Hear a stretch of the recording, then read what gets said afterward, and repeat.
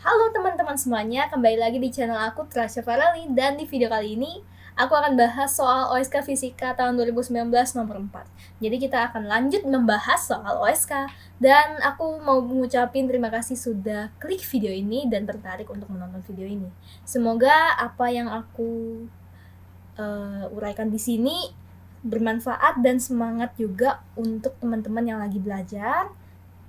Oke, jadi ini ada soal. Teman-teman boleh pause untuk membacanya dahulu, karena aku akan langsung masuk ke pembahasan. Sebelum masuk ke pembahasan soal, aku akan bahas dulu nih si gambar ini. Nah, jadi ada dua benda. Mereka tuh dilempar dengan sudut yang berbeda, kecepatan juga berbeda. Nah, di sini aku akan gambar sebuah koordinat kartesius, sumbu X dan sumbu Y. Oh iya, buat teman-teman yang belum subscribe, jangan lupa subscribe, dan yang belum like video ini, jangan lupa like dulu. Oke, terima kasih. Oke, sedikit selingan. Oke, sekarang, ini ada sumbu Y positif, kemudian ada X. Kalau kita lihat dari gambar ya, ini adalah sebuah gerak parabola ya. Kita menggunakan konsep parabola di sini, dan juga konsep vektor. Nah, pertama yang ingin aku bahas adalah, di soal ini terdapat ya, dalam pertanyaan ini disebutkan ada kecepatan, kemudian ada perpindahan. Nah, kenapa aku highlight mereka berdua? Karena di sini aku akan bahas, ya maksudnya setelah ini aku akan bahas, karena ini adalah suatu yang penting dari gambar berikut. Nah, jadi di sini aku mau letakin dulu deh V1 terus V2 gitu ya. Nah, di sini aku terangkan sedikit lagi mengenai proyeksi vektor. Jadi aku akan gambar sumbu X dan Y dulu. Beserta ada garis yang arahnya searah sudut theta itu, yaitu V1. Nah, berarti bawahnya ini adalah V1X, atau Vx juga boleh sih. Kemudian itu adalah V1Y gitu ya. Nah, di sini posisinya itu adalah V dalam kurung theta, T. Jadi sudut, waktu. Artinya ini dia besarnya ini bergantung pada sudutnya gitu loh. Dan juga waktunya.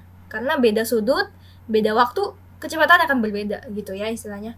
Nah, sama dengan Vxi ditambah Vyj gitu ya. Jadi Xi tambah Yj. Nah, itu ada theta di situ kan. Nah, sekarang apa yang kita lakukan? Oke. Jadi di sini aku akan langsung istilahnya kasih tahu dulu deh. Kalau Vx itu rumusnya adalah V0 dikali cos ya. Karena dia di sebelah sudut, jadi V0 dikali cos theta. Itu rumus normalnya. Kemudian untuk Vy itu V0 sin theta dikurangi Gt ya. Jadi sumbu X ini GLB, sumbu Y ini GLBB gitu. Nah, gitu udah dapat nih rumus dasar dari gerak parabola. Nah, sekarang aku tulis ulang di bawah. Nah, jadi kan dia V0 cos theta I ditambah, oke ini mentok ya, jadi aku geser dulu ke kiri. Nah, Vy-nya itu V0 sin theta dikurangi Gt J. Ini IJ-nya sengaja aku bedain warnanya supaya nggak terlalu pusing liatnya ya. Nah, kemudian apa yang kita lakukan? Jadi kita dapat nih V1 ini berapa posisinya? V1 ini berarti V1 cos theta 1. Oke, nah ya. Ditambah V1 sin theta 1 dikurangi Gt gitu ya. Nah, ini I, ini J gitu. Itu untuk V1. Sekarang untuk V2-nya gimana? Ya, aku lagi gambar nggak jelas di situ, udah biarin aja ya. Nah, jadi kita langsung lanjut aja ke V2. Sama dengan berarti V2 cos theta 2 ya. Jadi ini dua benda yang berbeda, jadi kecepatannya otomatis berbeda, sudutnya berbeda, kecepatannya V1 V2 berbeda gitu kan, kecepatan awal maksudnya. Jadi seperti itu. Oke, pasti ngerti. Nah, kita udah dapet nih vektor posisi dari V1 dan V2. Nah, sekarang aku hapus-hapus dulu, karena aku sekarang akan bahas mengenai posisi perpindahannya. atau letak si benda itu. Nah, di sini aku gambar suatu titik, kemudian aku garis dari benda ke X, kemudian benda ke sumbu Y. Itu adalah posisinya. Jadi dia di X tuh berapa, di Y tuh berapa gitu loh. Itu yang kita cari. Nah, jadi rumusnya kayak gini ya. Aku lambangin, sebelumnya aku jelasin dulu dasar dari parabola. Kalau jarak X-nya itu V0X dikali T, kemudian untuk jarak yang Y itu sama dengan V0Y dikali T min setengah GT kuadrat. Ini adalah rumus jaraknya. Nah, sekarang posisinya aku akan lambangkan dengan R. Bergantung pada theta dan waktunya sama dengan XI ditambah YJ gitu ya. Nah, berarti udah nih. Aku langsung ubah ya. Jadi X-nya ini adalah V0 cos theta dikali T ditambah Y-nya ini adalah V0 sin theta dikali T min setengah GT kuadrat. Dan jangan lupa I dan J-nya. Jadi XY-nya ini aku langsung ganti dengan rumus yang udah aku tulis di atas. Nah, kemudian R1-nya berarti dapat nih V1 cos theta T ditambah V1 sin theta 1 T min setengah GT kuadrat. Oke, itu aku lupa tulis. Yang pertama V1 cos theta 1 ya. Nah, kemudian R2 itu berarti V2 cos theta 2T ditambah V2 sin theta 2 dikali T min setengah GT kuadrat. I dan J-nya jangan lupa ditulis. Nah, kita udah dapet posisi kecepatan V1 dan V2, kemudian R1 dan R2. Sekarang kita akan langsung move ke soal ya. Kita akan bahas soal nomor A. Boom, oke. Jadi tentukan syarat untuk besar kecepatan dan sudut pelemparan kedua benda agar minimal kecepatan dari kedua benda saling tegak lurus sekali. Jadi minimal kecepatan dari kedua benda ini pernah saling tegak lurus minimal sekali gitu loh. Gimana sih apa yang kita lakukan? Jadi dalam vektor, kalau misalnya syarat tegak lurus itu kan A dikali B sama dengan 0 ya. Nah, kalau sejajar kan itu ya. A kali B sama dengan besar A dikali besar B. Kalau tegak lurus berarti A kali B sama dengan 0. A dot B maksud saya. Oke, maaf salah sebut. Nah, kemudian berarti ini yang tegak lurus ini adalah kecepatan kedua benda itu. Itu artinya V1 dikali V2 sama dengan 0 gitu ya. Oke, di sini aku balikkan karena aku tahu ini bakal panjang. Jadi 0 sama dengan V1 kali V2. V1-nya kita masukkan. Ini aku bentuk menjadi vektor kolom supaya lebih mudah untuk dilihat. Ya, V1, V2-nya masukin yang ada di atas kanan itu. Nah, kemudian kita dot vektor seperti biasa. Jadi, V1, V2, cos theta 1, cos theta 2 gitu kan. Nah, kemudian yang Y itu, ini adalah, ya, itulah bentuknya ya. Udah aku tulis di situ. Kira-kira begitu. Cuma ini bukan A min B ya. Ini beda, intinya ya kali pelangi gitulah. Jadinya V1 V2 sin theta 1 sin theta 2 dikurangi itu salah tulis aku. Kita ulang. Jadinya V1 GT sin theta 1, nggak pakai 2 ya. Tadi salah tulis. Kemudian ada min V2 GT sin theta 2. Dan yang terakhir plus G kuadrat T kuadrat gitu ya. Harusnya teman-teman udah mahir. Nah, sekarang aku mau kasih tahu ini kita ada di identitas trigonometri nih. Jadi cos theta 2 dikurangi theta 1 sama dengan sin theta 1 sin theta 2 ditambah cos theta 1 cos theta 2 gitu ya. Nah, jadi di sini kan ada nih 1, 2, ya kan? Ini adalah trigonometri. Jadi kita membuatnya lebih ringkas. Jadi V1 V2 cos theta 2 dikurangi theta 1. Itu bentuk ringkasnya. Kemudian ini ada sama-sama punya GT, jadi aku kelompokkan GT-nya. Nah, sisanya dalamnya komponennya itu berarti V1 sin theta 1 ditambah V2 sin theta 2 gitu ya. Nah, ditambah G kuadrat T kuadrat. Ya, itu aku kurang tulis kuadrat. Mohon maaf, nanti aku bakal benerin kok. Nah, jadi di sini aku akan mengubah mereka menjadi suatu persamaan kuadrat yang lebih rapih dengan X kuadratnya ini adalah T, jadi waktu. Jadi kita dapat nih G kuadrat T kuadrat dikurangin bla bla bla bla bla, itu A, B, C-nya udah aku tulisin supaya teman-teman nggak bingung, gitu ya. Nah, sekarang kita ngapain? Jadi dalam persamaan kuadrat, ini kan udah bentuk persamaan kuadratnya. Hasil akar yang kembar itu diskriminan sama dengan 0. Kalau akar yang berbeda, itu D lebih dari 0.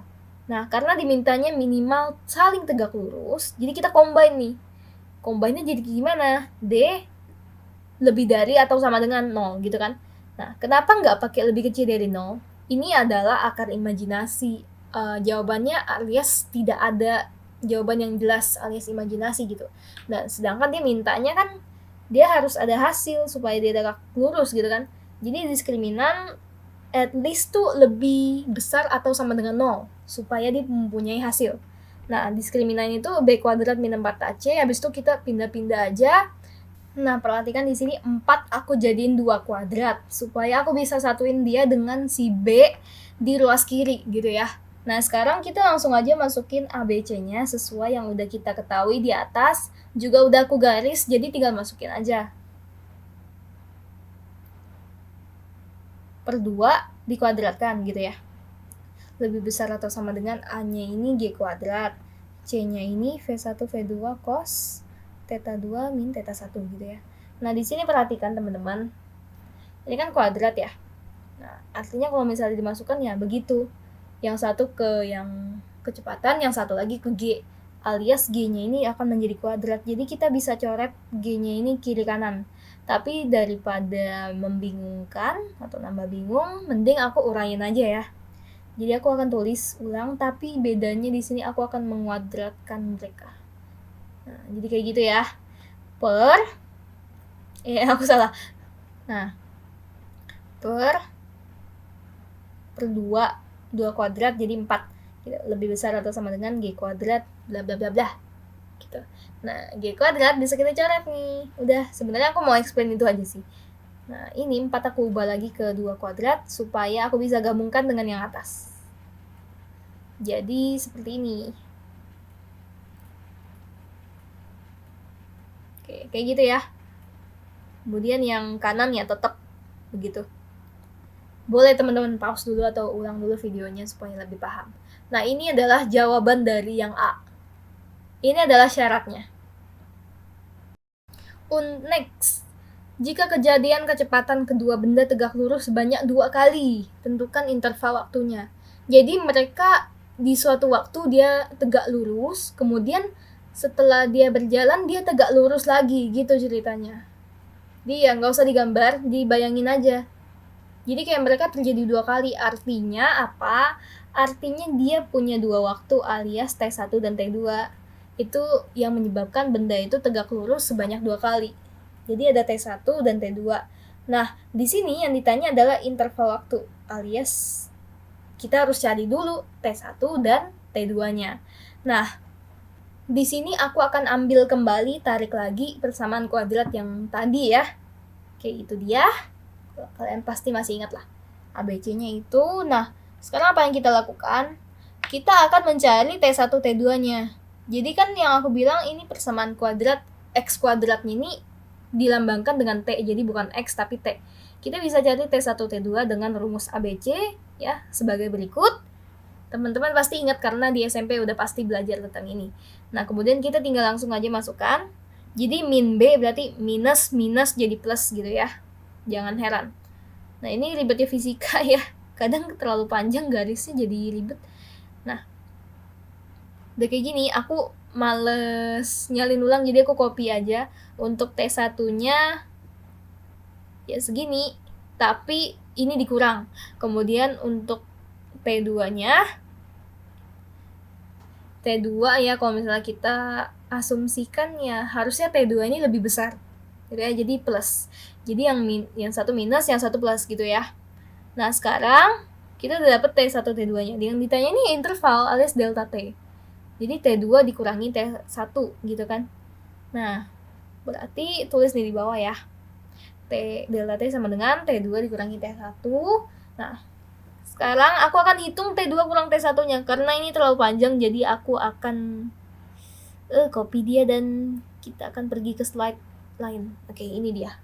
Ini adalah T2 dikurangi dengan T1. Nah, itu dia T1. Nah, ini perhatikan teman-teman yang depan ini yang ada G ini. Yang satu kan plus, yang satu minus, ya kan? Minusnya kali masuk. Berarti plus dikurangi minus dengan suku yang sama, ya kita bisa coret. Abis dia. Udah, kalau gitu daripada ribet, aku langsung singkatin, aku langsung ilangin mereka. Aku anggap agak ada, karena mereka kalau dikurangin ya hasilnya 0 gitu. Jadi tersisa sebagai berikut. Nah, perhatikan di sini teman-teman. Di sini ada min dan min. Kalau dikali masuk ya jadi plus. Jadi aku langsung ubah dia menjadi plus ya. Oke. Plus, kemudian, nah nih, ini adalah dua suku yang sama, alias kalau kita tambahin itu sama kayak 1 ditambah 1, sama dengan 2. Jadi ini juga sama. Jadi ini 1 ditambah 1, ya 2. Tapi bedanya ini ada akarnya, ada kuadratnya, gitu. Intinya hasilnya itu adalah sebagai berikut ya, bentar. Aku rapiin. Ya, jadi 2. 1 tambah 1, 2 gitu kan. Bedanya dia punya akar-akar kayak gini. Nih, 2-nya boleh dicoret. Nah, udah. Kalau boleh dicoret, hilangin gak ya? Gak usah lah ya. Oke. Gak usah dihilangin biar gak terlalu sepi nih halaman. Apa sih?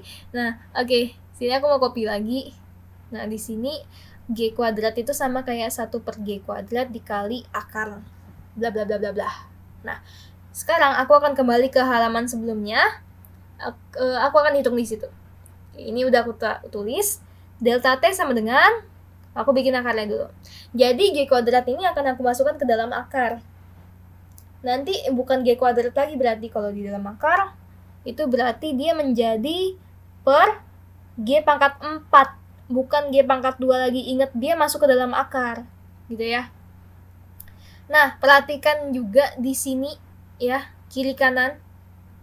Ada G kuadrat, ada G kuadrat bisa dicoret dengan yang bawah.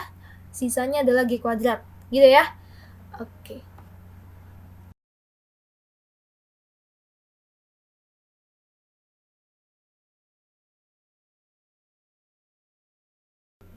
Udah, kita dapat nih delta T-nya, yaitu, ya aku copy dulu. Aku males tulisnya soalnya. Oke, intinya G yang di atas hilang, kemudian yang G yang di bawah jadi G kuadrat gitu ya. Kemudian kita mau hilangin akarnya dulu biar lebih mudah untuk dilihat. Jadi dt kuadrat sama dengan akarnya hilang dulu. Di sini aku mau pindahin V1 sin theta 1 tambah V2 sin theta 2 dikuadratkan per per G dikuadratkan. Jadi karena mereka berdua kuadrat gitu ya. Nah, berarti kalau kita keluarin itu artinya kita sisa sebagai berikut. Kita ada 1 ya. Kemudian dikurangi dengan, nah ini gimana caranya? Jadi coba lah ya aku praktekkan. Buat teman-teman yang udah ngerti mungkin boleh di skip bagian ini. Di sini aku cuma mau kasih lihat aja. Jadi 4V1 V2 cos theta 2 dikurangi theta 1 ini aku akan bagi dengan si V1 sin theta 1 ditambah V2 sin theta 2 dikuadratkan per G kuadrat. Oke, fullnya bisa dilihat di situ ya. Aku percepat dulu.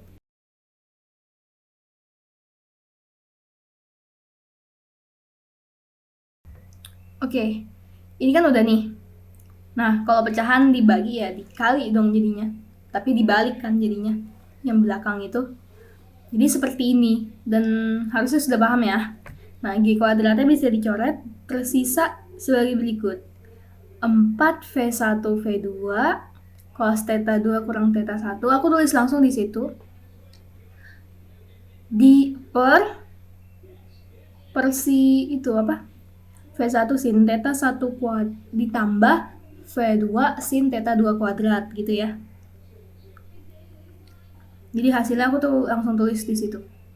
Nah, semoga mengerti tahap yang ini, dan yang sudah mengerti bagus. Tetap semangat belajarnya. Nah, kemudian kita udah dapat segini. Sekarang yang ingat yang kita cari itu dt, bukan dt kuadrat. Jadi kembalikan dia ke bentuk akar. Bedanya di sini kan ada kuadrat nih. Kuadrat kalau diakarin dia menjadi satu suku tanpa kuadrat. Jadi kayak gitu ya. Jadi dalam akarnya itu adalah yang di kanan, sedangkan yang di kiri karena dia kuadrat kemudian diakarin dia nggak ada akar gitu kan jadinya. Nah yang kanan ini nggak ada kuadrat, jadi dia akan diakarkan gitu. Ya semoga mengerti mengenai konsep jawaban dari nomor ini, dan sekarang aku lanjut ke yang bagian C ya. Oke, tentukan perpindahan benda pertama dari kejadian pertama ke kejadian kedua. Jadi perpindahan nih, ini udah ada clue bahwa kita akan menggunakan vektor posisi yang tadi kita udah bahas tadi pagi ya. Tadi awal. Nah udah nih, karena yang ditanya adalah perpindahan benda pertama, maka yang kita gunakan adalah R1 ya. Kalau R2 buat benda kedua. Di sini berarti delta R, RB kurang RA, ini maksud aku adalah kejadian kedua dikurangi kejadian pertama, biar nggak tabrakan aja sama R2 R1-nya. Jadi aku pakai AB, BA maksudnya. Jadi akhir dikurangi awal, gitu kan.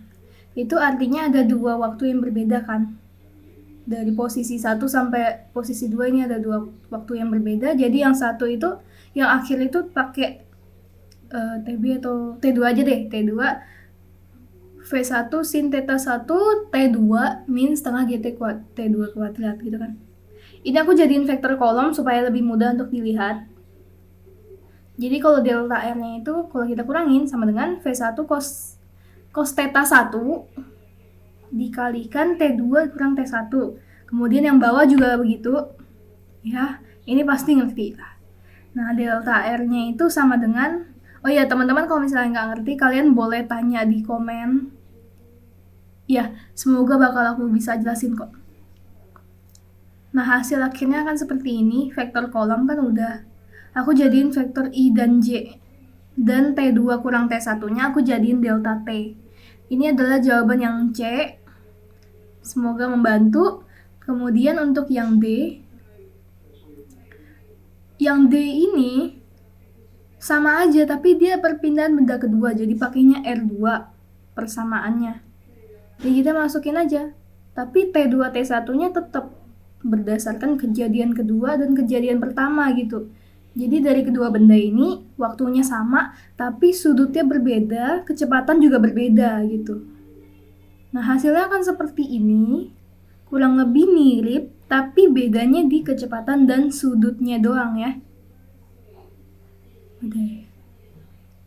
Oke, sepertinya sekian dari pembahasan OSK Fisika 2019 nomor 4, semoga membantu teman-teman dalam menyelesaikan soal ini. Jangan lupa dukung aku dengan subscribe, like, and comment, and share ke teman-teman kalian. Terima kasih banyak sudah mengunjungi video ini. Dadah!